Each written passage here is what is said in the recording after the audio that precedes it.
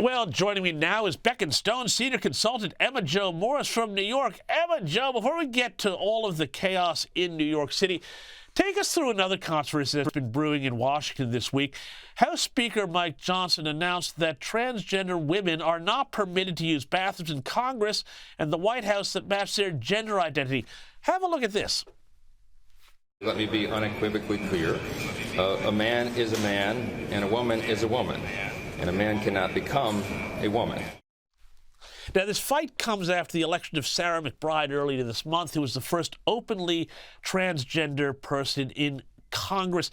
Tell us a bit about this fight, because it's really gotten everybody pretty activated on Capitol Hill. It started kind of provoked by somebody who was nothing really to do with Sarah McBride. It was by Nancy Mace, who, when Sarah McBride was elected, put forward a bill basically saying that women's bathrooms are only to be used by biological females, which would obviously exclude transgender women, as they're politely referred to. So this kind of stirred up a controversy, and the Democrats were calling it bullying, and it was petty, and why wouldn't you just be, nice and accommodating? This is how she identifies, be respectful, blah, blah, blah, whatever. And it actually ended up getting, I think, much more support, much more quickly than it would have 5 years ago or 4 years ago, let alone 10 years ago, when the bathroom and trans reconciliation controversy began. And I think the reason for that is because the trans movement, the LGBTQ2 spirit plus movement in America, and I think in the West, has lost all good faith among polite people. And now something that could be a small thing, like, what stall you use in the bathroom, actually, no, we're drawing a line way before where we're necessarily uncomfortable, because there's no good faith. You give an inch, they take a mile, as we've learned. So now no more inches allowed. Speaking of, controversies, though, I want to get to New York City, where you are. And there's so much I want to talk about what's happening in this city, and with how there's this two-tiered justice system right now. And I want to talk about Gary Worthy, who was a career criminal who was killed in a shootout with a wounded cop the other day. He was apparently already on a lifetime parole, was on the streets because a Queens judge cut him loose 3 months ago, even after prosecutors and his parole officer pushed to have him locked up. And yet, on the same time, we've got this other fellow, Daniel Penny, a Marine who defended people on a train from a madman who was threatening them and harassing them. He's looking at a lifetime in jail, potentially. This seems like what they talk about, anarcho-tyranny. Normal people have the law, the full force of the law come down on them, while the criminal class is allowed to do what they want. Is it really that bad in New York right now?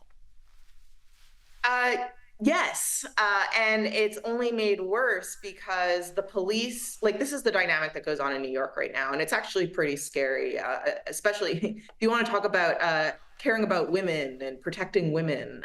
This, to me, is quite a woman's issue, because you walk around New York and it's full of bums and it's full of crazy people who should be forcibly committed or at least in jail, and they aren't, because of policies like this, where you have no cash bail. People are arrested 60 times and then let out again. They have a rap sheet a mile long, and somehow they're not eligible to be imprisoned. And then the police obviously aren't allowed to get involved, because they're just brought in and brought back out. There's virtually no law enforcement, even though we do have police, and I think who are itching to do their jobs but are held back by politicians.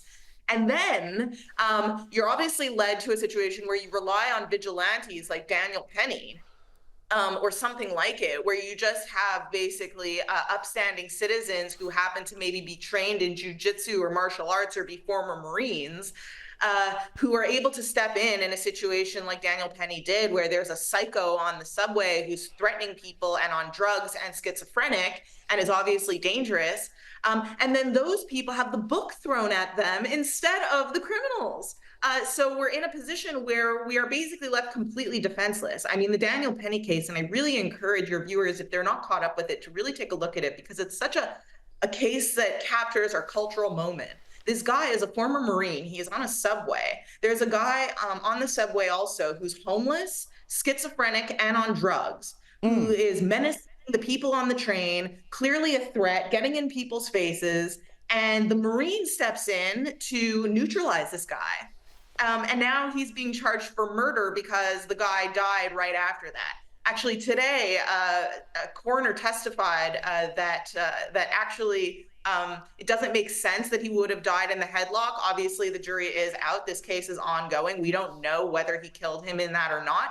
But I think it was pretty obviously self-defense. It's not like Daniel Penny went up to this guy out of nowhere and just started roughing him up and killed him. This guy was instigating and provoking, and nobody can rely on law enforcement to intervene. So here you have it.